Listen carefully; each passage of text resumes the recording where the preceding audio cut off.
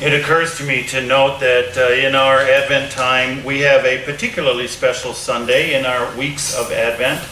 And that is the Sunday when we have the theme of Come to the Manger, and we envision we are in the stable with Mary and Joseph, and all the animals have come. And that's next Sunday. Our traditional Pet Blessing Sunday is the second Sunday of Advent. And so I would offer just an alert to folks that well-behaved pets and well-behaved owners are welcome to be a part of our worship service next week, and we will have a little time of blessing. But in our worship throughout the whole time and so forth, it's not something we do outside. We're all in it together on our Come to the Manger Sunday, so that's next week. I also wanted to just note that we're in the time of holiday concerts, and many people in our congregation participate in various community groups for concerts, and our congregation supports those groups as well, and we're grateful for that symbiotic relationship. And this afternoon at 4 o'clock at St. Margaret's Episcopal Church, the Modern Men group will be doing the sacred music section of their concert coming up in the weekends to come.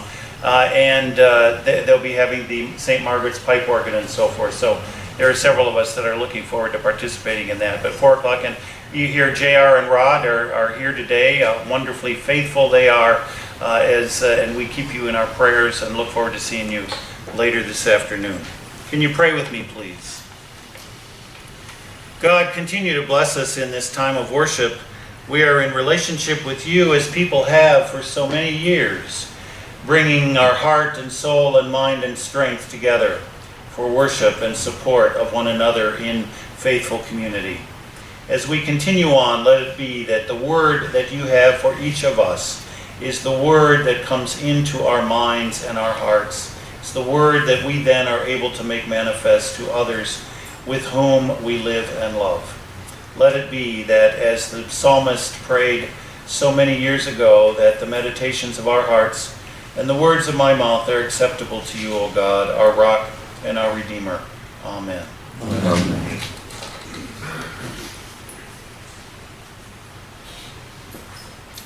Pastor Rock Fremont of Central United Methodist Church in Phoenix is a friend of mine on Facebook. And yesterday afternoon, he posted an ultimatum saying, if your pastor doesn't mention the tax bill and how it will hurt the most vulnerable among us this weekend, you need to find a new church.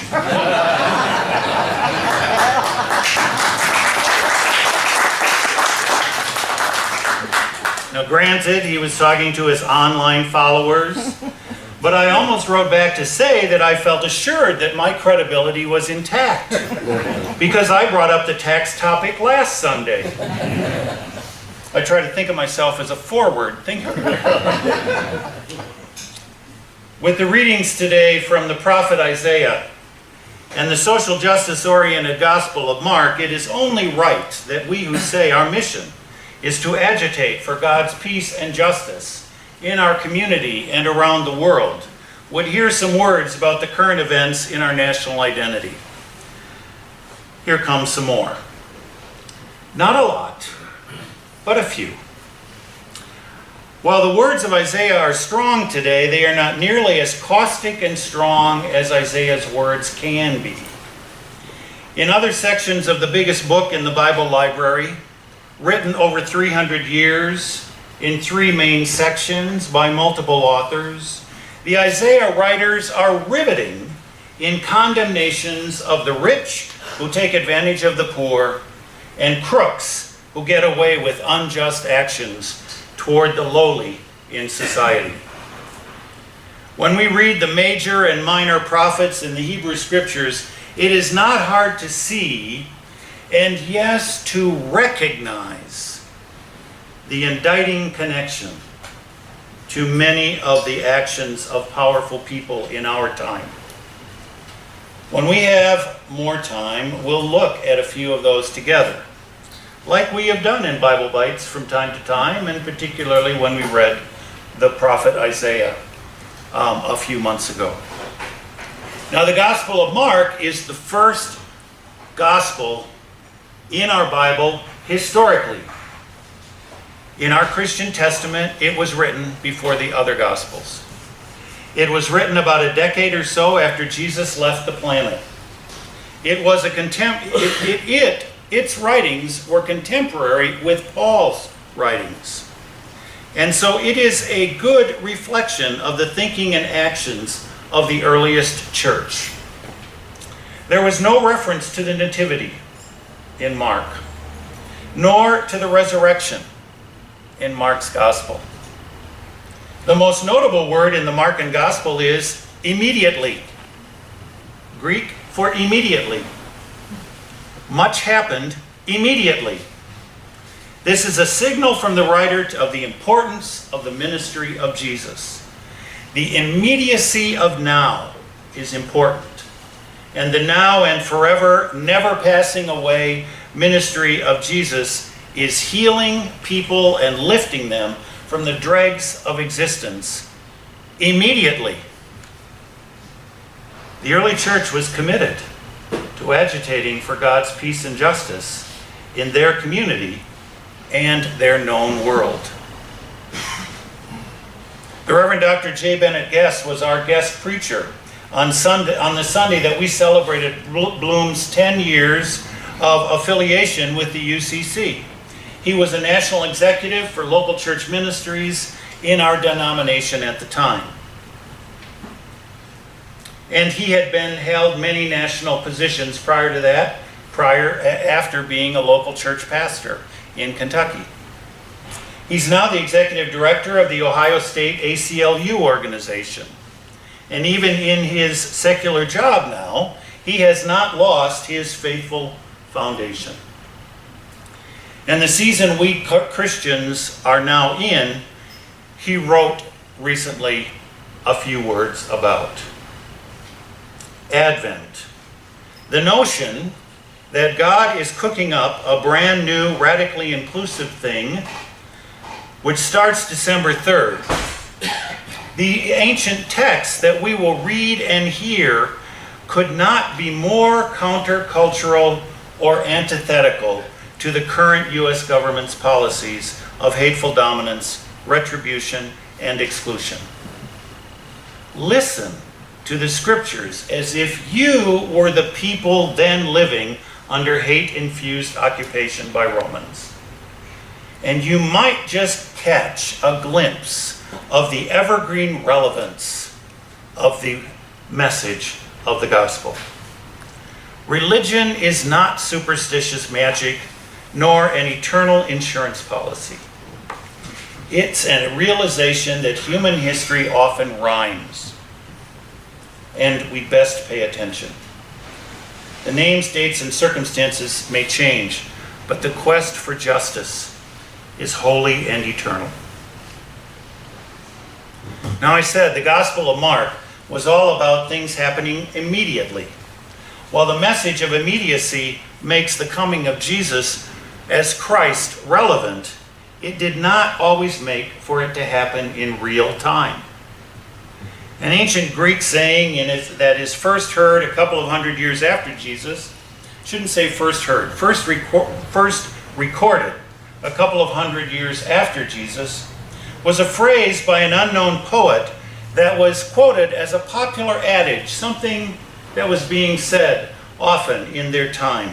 And it was quoted by the skeptic philosopher named Sextus Empiricus in his book, Adversus Grammaticos. Sounds like a real page-turner. The phrase that he recorded as being very popular in the time was, "The millstones of the gods grind late, but they grind fine."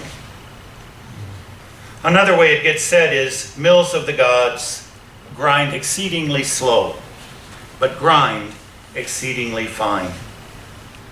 Another modern revision was made by Judge John Bannister in Pennsylvania in the 1800s when he wrote, "Millstones of justice turn exceedingly slow, but grind exceedingly fine." One online commenter writes, in either sense, it means that matters inevitably will get sorted out very well, but it happens very slowly. I consider that to be a cop-out, to rationalize halfway measures and quietism.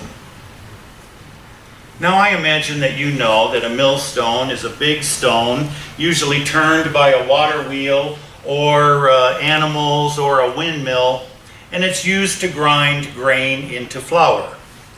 The phrase means the wheels turn slowly, but they produce a fine result like a finely ground flour.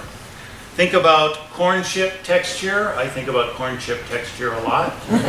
Think about corn chip texture as being when it's a rough grind versus corn flour, which is a very fine grind. Corn starch. I don't think the phrase is a cop-out.